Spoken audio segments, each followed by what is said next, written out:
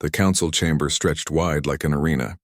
Ambassador Ji-won Park stood at the center, her black diplomatic uniform crisp and neat. Above her, floating in anti-gravity seats, sat representatives from 40 different alien species. Their eyes, tentacles, and sensor organs all focused on her. Ji-won kept her face calm, but her heart pounded. She had known this day would come. Earth had prepared for it. The Vril Supreme Commander spoke first. His voice boomed through translators, making the air vibrate.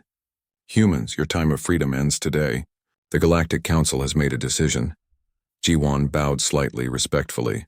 We are honored to hear the Council's wisdom. Several aliens made sounds that the translators rendered as laughter. They thought she was serious.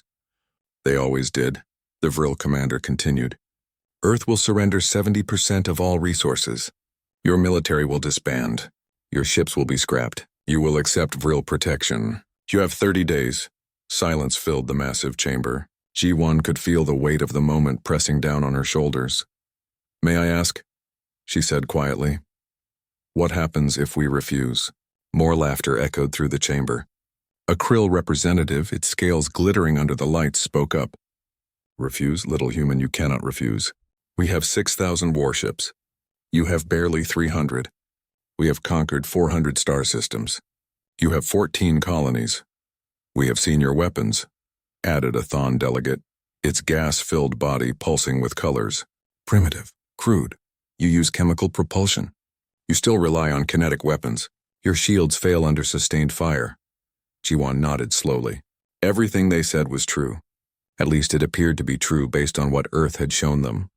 The Council is generous, the Vril Commander said. We offer you survival. We could simply take what we want. Many species before you chose war. They no longer exist. Captain Dae-ho Kim watched the proceedings from Earth's diplomatic vessel, the Harmony, parked in orbit above the Council world. His jaw tightened as he listened to the aliens mock his ambassador. Sir, his first officer said quietly, should we prepare defensive measures? No, Dae-ho replied. We follow protocol. We stay polite. For now. On the view screen, he watched Ji-won maintain her gentle smile. 15 years. For 15 years, humanity had played the role of the weak newcomer. For 15 years, they had endured insults, threats, and condescension. For 15 years, they had been building something the aliens never suspected. Back in the council chamber, Ji-won spoke carefully. The council's offer is significant. We will need time to discuss this with our government. 30 days, you said? 30 days, the Vril Commander confirmed.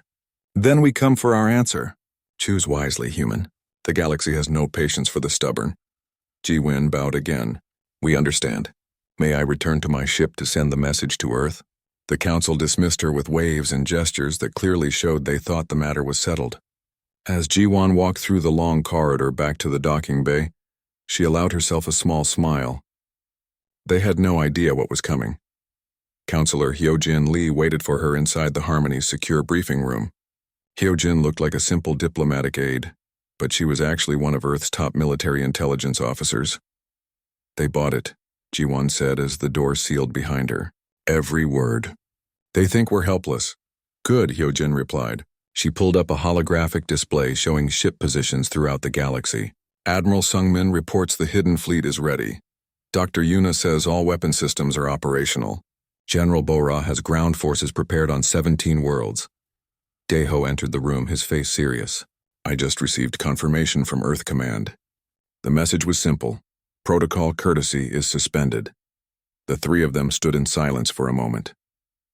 Protocol courtesy had been in effect since humanity first made contact with alien life. It was the carefully maintained illusion that Earth was weak, slow to develop, and not a threat. Every ship, every weapon, every piece of technology shown to the aliens had been deliberately chosen to appear inferior. 15 years, Ji-won said softly. 15 years of being laughed at. 15 years of letting them think we were primitive. It was necessary, Hyojin replied. We needed time. Time to understand them. Time to study their tactics. Time to build what we needed to build. Dae-ho activated a secure channel to Earth. The president appeared on the screen, looking tired but determined. Ambassador Park, the president said. Captain Kim, the council has shown their true nature. We hoped diplomacy would prevail. We hoped they would see us as equals. Instead, they demand our surrender. Yes, Madam President, G1 replied. Then we proceed with Operation Revelation. The President continued. But I want to be clear. We do not want an empire. We do not want to rule the galaxy. We want justice. We want freedom. And we want to protect those who cannot protect themselves. Understood, Daeho said. Captain Kim, you will take the Harmony to the outer colonies and begin evacuating civilians. Ambassador Park, you will return to the Council in 30 days and deliver our response. Make it memorable. Yes, Madam President, the transmission ended. Hyojin pulled up another display, this one showing hidden military installations scattered throughout human space. Mining stations that were actually shipyards, research colonies that were actually weapon development labs, civilian transports that could convert to warships in less than an hour. The Vril will send a demonstration fleet, Hyojin said. Intelligence suggests it will arrive in 5 days. 50 warships meant to intimidate us. Good, Daeho replied. Let them come. Taeyang and his squadron are ready. Ji-won looked at the star map, thinking about what was about to happen. Do you think they'll understand? After we show them the truth? No, Hyojin said bluntly. They'll be too shocked, too angry, too scared. But eventually they'll understand that they made a terrible mistake. What mistake? Ji-won asked. Daeho answered, his voice cold and sharp. They mistook politeness for weakness. They thought our restraint meant we were unable to fight. They never considered that we were choosing not to fight. Over the next 5 days, the Harmony moved quietly through human space, making official diplomatic visits to colonies. But secretly, under Daeho's command, thousands of civilians were evacuated to protected locations. Supply depots were activated. Communication networks went to full military encryption. On the 5th day, sensors detected 50 Vril warships approaching Earth's outer colony of New Sol. The massive alien vessels moved in formation, their weapons powered and shields active. They expected to frighten the humans into immediate surrender. Instead, they found 5 small human fighters waiting for them. Taeyang Shin sat in the cockpit of his fighter, his hand steady on the controls. Through his canopy, he could see the Vril fleet approaching. Each of their ships was the size of a city block. His fighter was barely larger than a bus. Control, this is Wing Leader Shin, he said calmly. Enemy fleet in range. Requesting permission to engage. There was a pause. Then Admiral Sungmin's voice came through. Permission granted. Show them what we've been hiding. Show them what happens when humans stop being polite. Taeyang smiled. Understood, sir. All wings, attack pattern revelation. Let's give them a message they'll never forget. The 5 fighters accelerated forward, their engines leaving trails of blue light across the darkness of space. The Vril fleet, confident and arrogant, waited for the small craft to be destroyed. They were about to learn a very painful lesson. The Vril fleet commander watched his tactical display with amusement. 5 human fighters were approaching his 50 warships. It was like watching insects attack a mountain. Should we destroy them, Commander? His weapons officer asked. Not yet, the commander replied. Let them get close. Let them see how outmatched they are. Then we will crush them slowly. Let the humans watch their brave pilots die. The commander sent a message to the fighters. Human craft, surrender now and we will let you live. Continue your attack and you will be destroyed. Taeyang received the message and laughed. Control, did you hear that? They want us to surrender. Admiral Sungmin's voice came through from the Hidden Fleet Command Center, buried deep inside a moon 3 systems away. What's your response, Wing Leader? I think actions speak louder than words, sir. Then speak clearly, Taeyang. The whole galaxy is watching, it was true. The Vril had broadcast their intimidation mission across all diplomatic channels. They wanted every species to see human weakness. Instead, they were about to provide humanity with the perfect stage. Taeyang's fighter crossed into weapons range. The Vril ships charged their beam weapons, preparing to swat the small craft from space. But before they could fire, something impossible happened. Taeyang's fighter simply vanished, not destroyed. Not exploded, just gone as if it had never existed. The Vril commander stared at his display in confusion. What happened? Where did it go? His sensor officer checked the readings twice. Commander, I don't know. It just disappeared from all sensors. Then it reappeared directly behind the Vril flagship. Before anyone could react, the small fighter fired a single weapon. A beam of purple energy struck the massive warship's engine section. The flagship's shields didn't even slow it down. The beam passed through the shields like they weren't there and punched into the engine core. For a moment, nothing happened. Then the entire rear section of the flagship collapsed inward, crushed by its own gravity, as the quantum disruptor rewrote the laws of physics in a small area. The flagship went dark, dead in space, its crew alive but completely powerless. Impossible, the Vril commander shouted from his backup ship. Our shields are the best in the galaxy. Taeyang's voice came across all channels. Your shields protect against energy and matter. Our weapons use quantum disruption. Different science. We've had it for 8 years. We just never mentioned it. The other 4 human fighters revealed themselves, appearing from nowhere around the Vril fleet. They moved with impossible speed and precision, each one targeting a different warship. Dr. Yuna Han watched from her laboratory on Earth, monitoring the weapon performance. As chief weapons scientist, she had spent 12 years developing the quantum disruptor. The aliens thought human technology was crude. They had never suspected that humans had taken a completely different approach to physics. Energy output stable, she reported to Admiral Sung-min. All 5 fighters operating at 40% capacity. No need to increase power. Only 40%? The Admiral asked. Yes, sir. The Vril shields are easier to penetrate than we expected. We over-engineered our weapons. In space, the battle continued. Calling it a battle was generous. It was more like a demonstration. The 5 human fighters moved through the Vril fleet like dancers, each movement precise and controlled. Every shot they fired disabled a ship without destroying it. The Vril tried to fight back. They fired thousands of weapons at the human fighters. Missiles, beams, plasma cannons, everything they had. Nothing worked. The human fighters used the same quantum technology to phase out of normal space for microseconds, letting attacks pass through them harmlessly.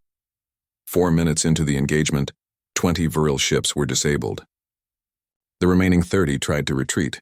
Taeyang's squadron let them run for exactly 10 seconds, then appeared in front of them, blocking their escape. Vril fleet, Taeyang broadcast. You came here to intimidate us, to show us your strength. Let me show you something in return. His fighter accelerated directly at the largest remaining Vril warship. The aliens watched in horror, expecting a suicide attack. Instead, Taeyang's fighter passed through the shields, through the armor, through the entire ship, and out the other side. The warship fell apart in 2 perfect halves, its crew safely contained in emergency pods that automatically deployed. That was our polite response, Taeyang said calmly. We could have destroyed every ship here in the first 30 seconds. We chose not to. Do you understand the difference? The Vril commander finally understood. The humans weren't weak. They had never been weak. They had been holding back, deliberately, for years. Why? The Vril commander asked, his voice shaking. If you had this power, why did you pretend? Admiral Sung-min answered, his face appearing on every Vril screen. Because we hoped you would learn to treat us with respect. We hoped you would see us as equals through diplomacy. We were wrong. You only respect power. So now we show you power. The remaining Vril ships surrendered. 8 minutes after the battle started, it was over. 50 Vril warships disabled. 0 human casualties. 0 human ships damaged. Back on Earth, Captain Daeho Kim addressed the Galactic Council through an emergency transmission. Behind him, footage of the battle played on screens. Members of the Council, he said, his voice calm but firm. For 15 years, Earth has been a peaceful member of this galaxy. We followed your rules. We paid your fees. We accepted your insults with grace. We did this because we believed in diplomacy. He paused, letting his words sink in. But today you demanded our surrender. You threatened our people. You tried to intimidate us with force. That was a mistake. The council chamber was silent. Every representative watched in shock as the footage showed human fighters destroying their most powerful military force with ease. What you just saw was 5 fighters. 5. We have 15,000 fighters like these, each one capable of what you just witnessed. And that's only our light attack craft. Daeho pulled up another display. It showed construction yards hidden throughout human space, massive shipyards that the aliens had believed were simple mining stations, assembly lines producing warships, weapons facilities, training grounds. While you laughed at us, we built an armada. While you called us primitive, we developed technology you can't imagine. While you planned our enslavement, we prepared for this exact moment. A Krill representative found his voice. This is a violation of the treaty. You hid military installations. You lied about your capabilities. No, Counselor Hyo Jin-lee said, stepping into view. We carefully reviewed every treaty. Nothing we did violated any agreement. We never claimed to show you all our technology. We never promised to limit our military development. You assumed we were weak. We simply didn't correct your assumption. Another display activated, showing Admiral Sung-min aboard his flagship. Behind him, through the viewport, dozens of massive warships could be seen. Each one gleamed with Earth's new technology. This is Admiral Sung-min Choi, commander of Earth's hidden fleet. We are now in position around every major Vril military installation. We are also positioned near Krill and Thon fleet bases. We have been in position for 3 weeks. You never detected us. The implications crashed through the Council like a shockwave. The humans had been moving massive fleets throughout the galaxy, and no one had noticed. The species that everyone thought was technologically primitive had been operating under the noses of the galaxy's greatest powers. This is impossible, the Vril Supreme Commander said. Our sensors would have detected you. Dr. Yuna Han appeared on screen, adjusting her glasses. Your sensors scan for conventional energy signatures. Our ships use quantum probability drives. We exist in a state of partial non-existence until we choose to reveal ourselves. It's really quite simple once you understand higher dimensional mathematics. The casual way she said it made it even more insulting. The aliens had spent centuries refining their technology. The humans had come along and made it all obsolete in 15 years. Ambassador Ji-won Park spoke next, her voice gentle but carrying an edge of steel. The Council gave us 30 days to surrender. We counter with our own offer. You have 30 days to restructure the Galactic Council into a fair, equal body. You have 30 days to release all subjugated species. You have 30 days to dismantle your protection rackets and your resource extraction operations.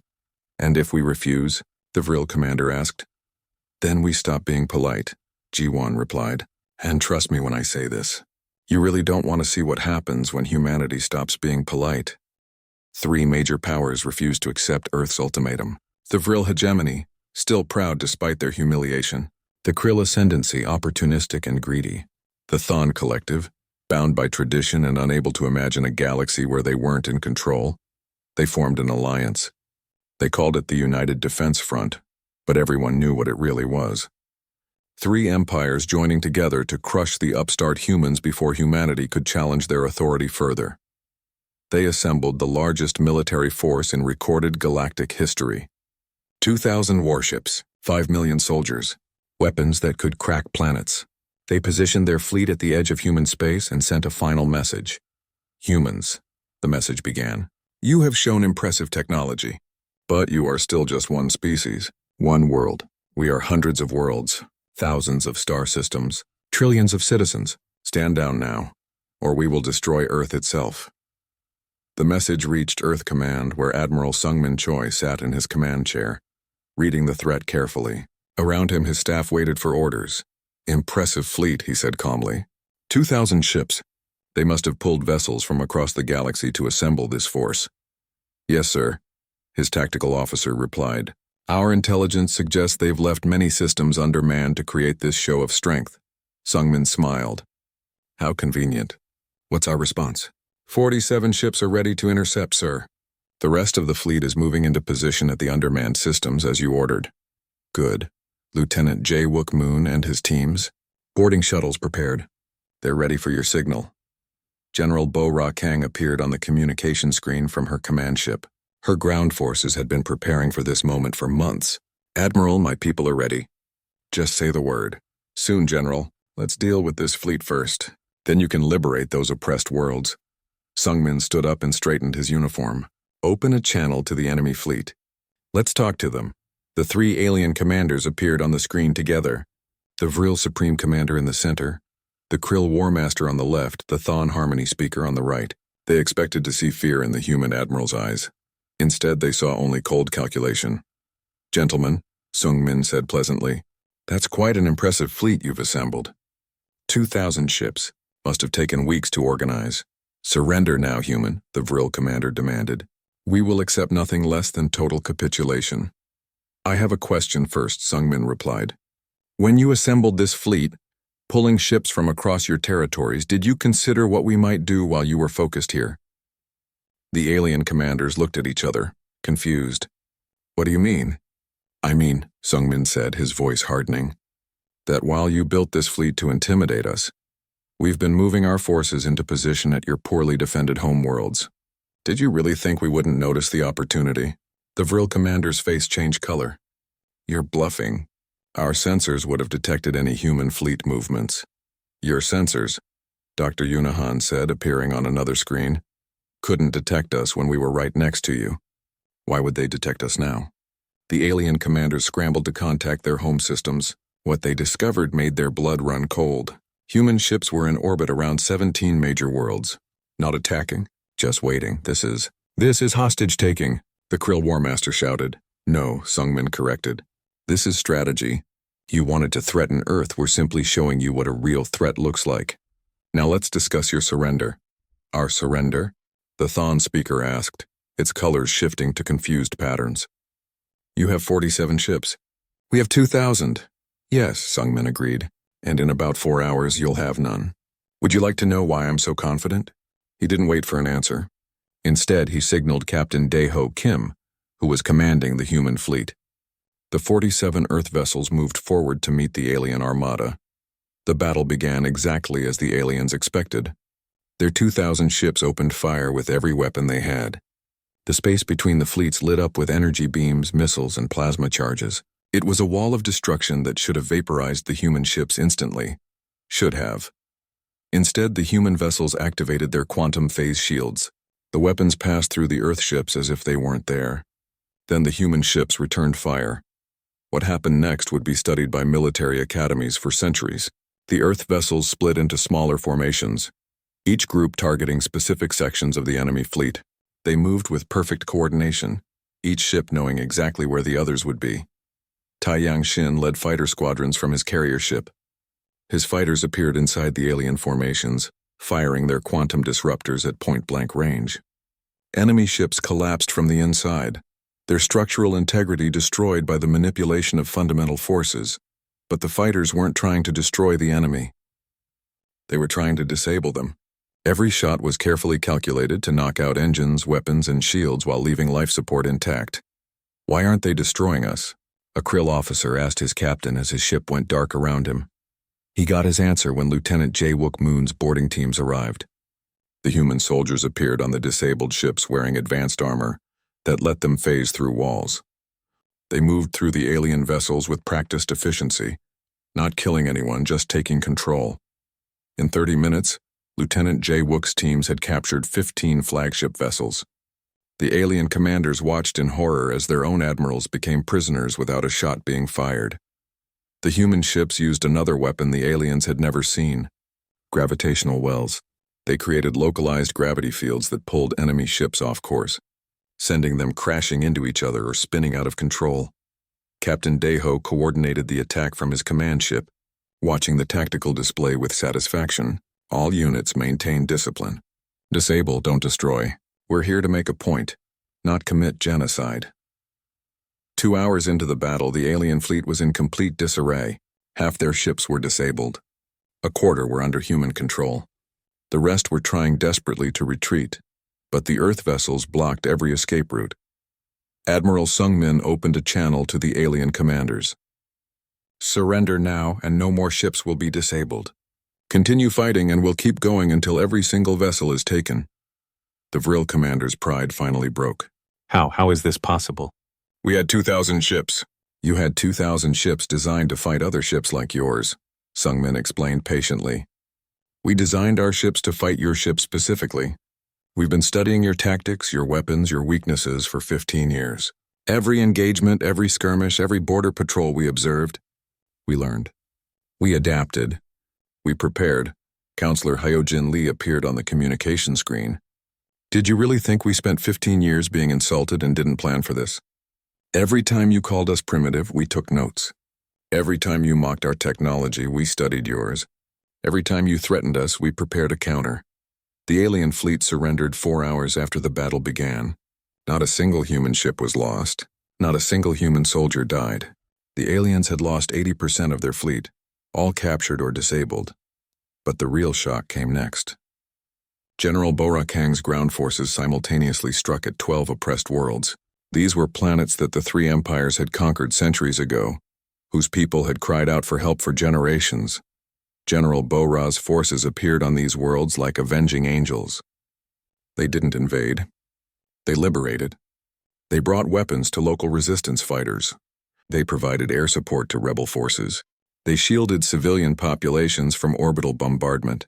The occupying forces, already depleted because their best ships were trapped at the battle, collapsed within days. World after world gained their freedom, and the humans refused to take control. They simply helped the locals establish their own governments, and then left small defense forces to prevent retaliation. Ambassador Ji-won Park broadcasted a message to the galaxy from the council chambers. Behind her, freed populations celebrated their liberation. For 15 years, we watched the strong abuse the weak. We watched powerful empires extract resources from helpless worlds. We watched species suffer under occupation and no one helped them. Do you know why we watched? Because we were gathering evidence. She pulled up screens showing documented war crimes, massacres, resource theft, cultural genocide, centuries of atrocities committed by the so-called civilized species of the galaxy. We weren't just preparing for war, Ji-won continued. We were building a case. Every crime, every abuse, every violation of the rights you claim to hold sacred. We documented it all, and now the galaxy will see the truth about the empires that claim to bring order. The freed world sent representatives to Earth, thanking humanity for their liberation. But more importantly, they asked to join a new alliance, one based on equality and mutual defense, not domination and extraction. Captain Daeho stood on the bridge of his ship, watching the surrender ceremonies broadcast across the galaxy. "Think they understand now?" he asked Hyojin, who stood beside him. "Some of them," she replied. "The smart ones realized we could have destroyed them but chose not to." The galaxy had never seen anything like it. War crimes tribunals, real ones with actual authority and power to enforce judgments. Hyunwoo Nam stood in the center of the new judicial complex on Earth, watching as the first defendants were brought in. These weren't soldiers. They were the leaders, the ones who had given orders for massacres, the ones who had signed off on resource extraction that left worlds barren, the ones who had enslaved entire species and called it civilization. The Vril Supreme Commander sat in the defendant's chair, his multiple eyes unable to meet anyone's gaze. Around the courtroom, representatives from 40 different species watched. Many of them were from worlds the Vril had oppressed for centuries. "Do you understand the charges against you?" Hyunwoo asked calmly. "This is illegal," the commander replied. "By galactic law, I have diplomatic immunity." Galactic law, Hyunwoo said, pulling up a document on the screen, says that leaders can be held accountable for war crimes. It says that conquered populations have rights. It says many things. The problem is that no one ever enforced these laws when the powerful broke them. He walked around the courtroom, his footsteps echoing. "We have evidence of 347 separate incidents where your forces massacred civilian populations. We have records of resource extraction that violated 17 different treaties. We have testimony from survivors of your prison camps. Would you like to see the evidence?" The commander said nothing. What could he say? The evidence was overwhelming. Humanity had spent 15 years collecting it, documenting it, verifying it. Every crime had multiple sources. Every atrocity had been cross-referenced and confirmed. The trial lasted 3 weeks. When it ended, the verdict was unanimous. Guilty on all counts. The sentence was house arrest on his homeworld, stripped of all authority, with constant monitoring to ensure he couldn't commit further crimes. "We could have executed you," Hyunwoo said at the sentencing. "Many of your victims wanted that. But we're not here for revenge. We're here for justice. You'll live the rest of your life knowing what you did, knowing that everyone knows. That's a worse punishment than death." Similar trials began across the galaxy, not just for the Vril but for Krill and Thon leaders as well, for officers who had committed atrocities, for officials who had stolen from conquered worlds, for anyone who had abused their power. But the trials were only part of the change sweeping through the galaxy. Chancellor Yoonji Ryu, Earth's civilian leader, worked tirelessly to establish a new order. She met with representatives from the freed worlds in Earth's new diplomatic center. "We're proposing a coalition," she explained. "Not an empire, not a hegemony, a true alliance where every member has equal voice. Even small worlds?" asked a representative from Kelos. A planet with barely 3 million inhabitants. Especially small worlds, Yunji replied. The old system let the strong dominate the weak. Our system gives everyone a voice. One world, one vote, no matter how powerful or how small. The representative from Kelos started crying. For 200 years we begged the council for help. They ignored us. Why would you be different? Because, Yunji said gently, we remember what it's like to be underestimated. We remember what it's like to be threatened by those stronger than us. We'll never forget that feeling, and we'll never inflict it on others. But not everyone was happy with the changes. The former powers saw their authority crumbling. They had ruled the galaxy for centuries, and now humans were dismantling everything they'd built. The Vril attempted one final desperate attack, not on Earth's military. They knew that was suicide. Instead, they tried to strike Earth itself. A surprise assault using the few ships they had hidden away, 20 warships carrying planet-killing weapons.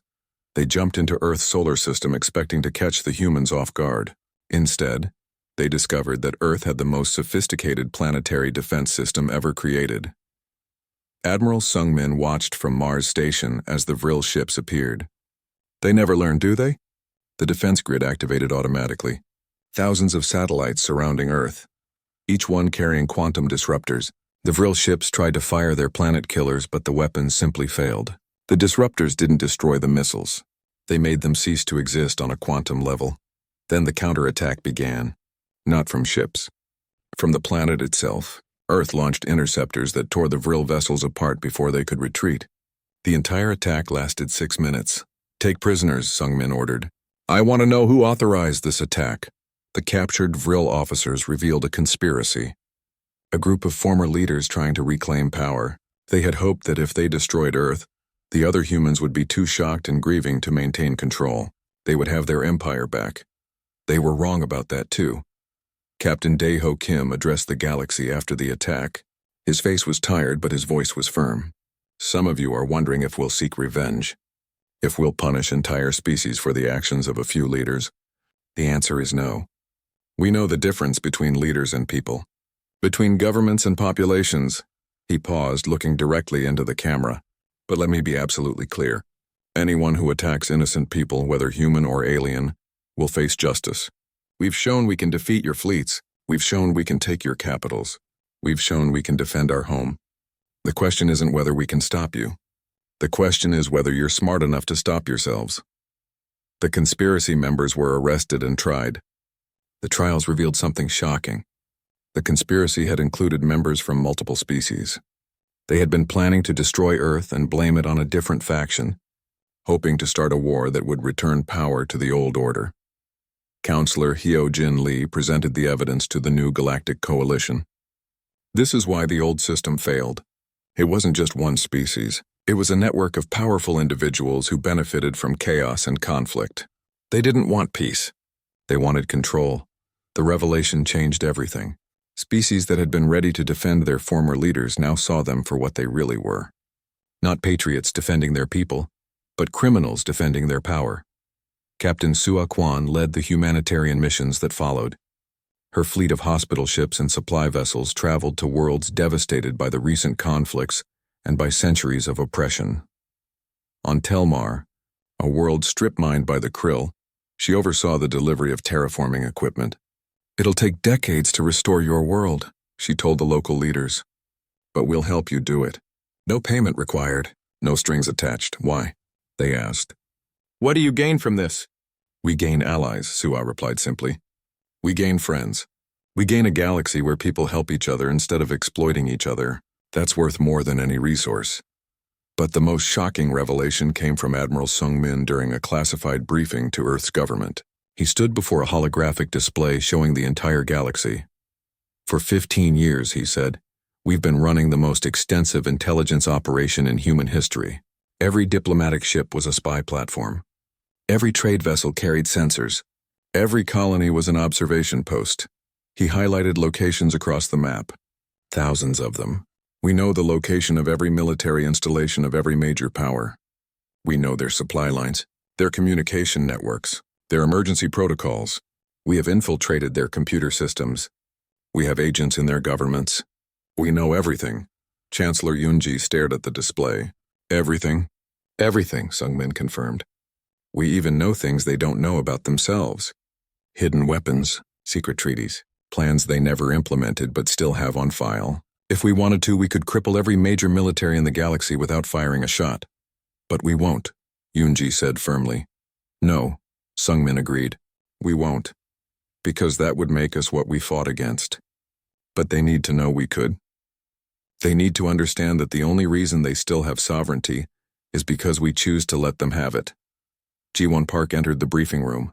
The new coalition charter is ready. 47 species have signed it. More are asking to join every day. The old council is officially dissolved. How are the former powers taking it? Taeho asked. Badly, Ji-won admitted. But they're accepting it. They know they don't have a choice. Some of them are even starting to see the benefits. When you're not spending all your resources on oppressing others, you can actually improve your own worlds. Dr. Yuna Han appeared on the communication screen. I have a question for the leadership. We've been holding back our best technology. The stuff that would revolutionize space travel, energy production, medicine. When do we share it? Now, Yoonji decided. But carefully. We share it with species that have proven they'll use it responsibly. We teach them. We guide them. We help them become better versions of themselves. Some will misuse it, Hyojin warned. Yes, Yoonji agreed. And when they do, we'll stop them. That's our role now. Not conquerors, not rulers, but protectors, guardians, teachers. She looked at the map of the galaxy, thinking about the future. We were polite because we chose to be. We held back because we wanted peace. But when peace failed, we showed our strength. Now we use that strength to build something better. 6 months had passed since the war ended. The galaxy looked different now. The Galactic Coalition operated from Earth, not because humans demanded it, but because the member species voted for it. They wanted their new government based on the world that had freed them. Ambassador Ji-won Park stood at the podium in the Coalition Assembly, now officially titled Secretary General. Around her, representatives from 93 different species sat in equal seats. No floating thrones, no hierarchy, just equals meeting as equals. The coalition recognizes the representative from Beltar, Ji-won said. A small insectoid alien stood up. Its planet had been a Vril colony for 300 years. Secretary General, my people wish to thank the coalition for the medical supplies. But we have a concern. The Vril refugees on our world are struggling. Many of our people want revenge for centuries of occupation. What should we do? Ji-won nodded. The coalition's position is clear. Justice, not revenge. The Vril citizens living on your world didn't choose to be colonizers. Most of them were born there. They're innocent of their government's crimes. Protect them. Help them integrate. Show them that freedom means freedom for everyone. Even those who oppressed us? Especially them, Ji-won replied. Because if we only protect people we like, we're no better than the old system. Real justice is blind. Real freedom is universal. The Beltar representative sat down, looking thoughtful. This was the new galaxy. One where difficult questions got honest answers. Where morality mattered more than power. Captain Daeho Kim walked through the training facility on Mars.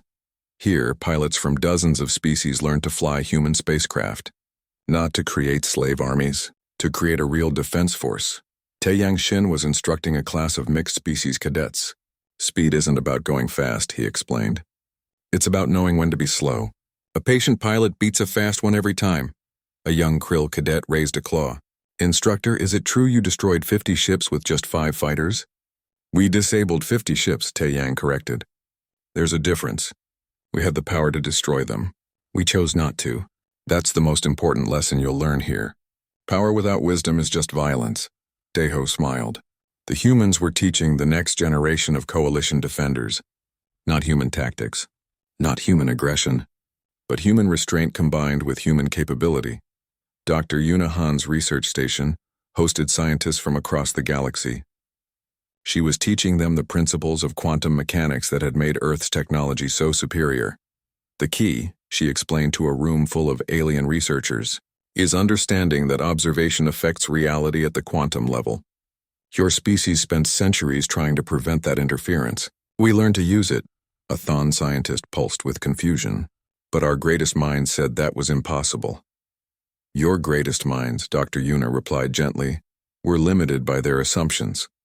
They assumed the universe worked a certain way. We questioned those assumptions. That's the real difference between us. Not intelligence, not capability, but willingness to challenge what everyone knows is true.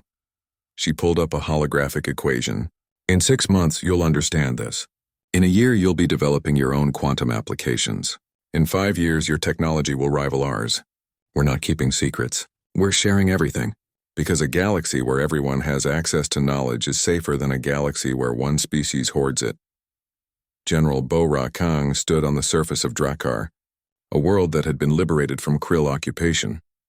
Local forces had invited her to observe their new defense force training. Former resistance fighters were becoming professional soldiers. "You've done well," she told the Drakkar commander. "Your troops are disciplined and capable." "Thanks to your training," the commander replied. "But I have a question. When will you leave? When will the human forces withdraw?" "When you're ready to defend yourselves," Bo-Ra replied. "And when you're confident that your neighbors won't attack you. We're not occupiers. We're trainers. The moment you don't need us, we're gone. And if we're attacked, then we come back," Bo-Ra said firmly. "The Coalition guarantees the sovereignty of every member world. Attack one of us, you attack all of us. That's not a threat. It's a promise of protection." But not everything was peaceful. Admiral Sung Min received a priority alert at his command center. Sensors had detected something at the edge of the galaxy, something that didn't match any known technology. "What am I looking at?" he asked his sensor officer. "Unknown, sir. The energy signature is massive, bigger than anything we've ever seen. It's not Vril, Krill, Thon, or any species we know. It's completely new." Sungmin felt a chill run down his spine. "How long until it reaches Coalition space?" "At current speed? 3 weeks." He immediately called an emergency session of the Coalition Security Council. Representatives from every major species gathered virtually, their faces showing concern. "Ladies, gentlemen, and others," Sungmin began. "We have a new threat. Something unknown is approaching from the galactic core. We need to prepare for first contact, or for war." The Vril representative, now a reformed leader chosen by his people in free elections, spoke up. "Admiral, my people have legends about entities from the core, ancient powers that existed before our civilizations. We always thought they were myths. Start treating them as history," Sungmin replied. "I need every species to share any information they have about the galactic core. Legends, myths, old sensor readings, anything." The Coalition mobilized. It was the first time they'd faced a threat together as equals. Humans provided the military coordination. Krill offered their manufacturing capabilities. Thon contributed their knowledge of exotic physics. Vril shared their historical archives. Captain Deho led a reconnaissance mission toward the approaching entity. His ship, equipped with the best sensors from 6 different species, got close enough to scan the anomaly. What he saw made him stop breathing for a moment. "Control," he transmitted back. "It's not a ship. It's a construct. Artificial but massive. It's the size of a solar system.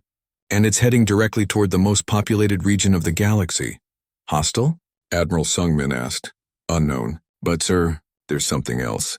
The energy signature. It's similar to our quantum technology. Whoever built this, they understood the same principles we do, maybe even better." Jiwon Park addressed the Coalition Assembly with this new information. "We face an unknown threat. For the first time, the Coalition will be tested not by ourselves, but by something external. This is what we prepared for. This is why we built this alliance." She looked around the chamber at the diverse species gathered there.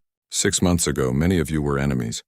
Today, you're allies. Some of you still have grievances, old wounds that haven't healed. But now we have a choice. We can face this threat divided, each species for itself, or we can face it together. A former Vril admiral stood up. His career had ended in disgrace after the war. He had lost everything, but he was still a patriot. "Secretary General, my people made terrible mistakes. We were arrogant. We were cruel. We thought we were strong. Then humanity showed us what real strength looked like. Strength tempered with mercy. Power with purpose. If you'll have us, the Vril fleet will stand with the Coalition." One by one, other representatives stood. Krill, Thon, species that had fought each other for centuries, all standing together. "Then we face this threat united," Jiwon declared. "Not as humans, Vril, Krill, or Thon, but as the Galactic Coalition. And whatever comes from the core will learn what we've all learned. That cooperation beats conquest. That unity beats division, that together we're stronger than any could be alone. Counselor Hyo Jin Lee worked with intelligence services from a dozen species, trying to understand the approaching construct. They discovered something amazing. The construct wasn't sending aggressive signals. It was sending a message, a complex mathematical sequence that took weeks to decode. When they finally translated it, the message was simple. We are the architects. We seeded this galaxy with life billions of years ago. We left, we return now to see what you have become. Show us. Lieutenant Jae-wook Moon led the team preparing for first contact. Sir, he said to Admiral Sung-min, what do we show them? How do we prove we're worthy of their attention? We show them the truth, Sung-min replied. We show them that we nearly destroyed ourselves through war and conquest. But we chose a different path. We show them the coalition. We show them species that were enemies learning to be friends. Captain Dae-ho had a different thought. We show them humanity, not as conquerors, not as saviors, but as the species that was patient enough to wait, strong enough to act, and wise enough to know the difference. The coalition fleet assembled to meet the architects, not as a war fleet, as a delegation. Ships from every member species flying in perfect formation. It was the most diverse fleet ever assembled, and it moved as one. Tae-young flew his fighter at the head of the formation. Behind him, pilots from 15 species followed his lead. They had trained together, fought together. Now they would face the unknown together. As they approached the massive construct, it began to glow. The light was beautiful and terrifying at the same time. It scanned the coalition fleet, analyzing every ship, every crew member, every piece of technology. Then a voice spoke across all channels, ancient, powerful, curious.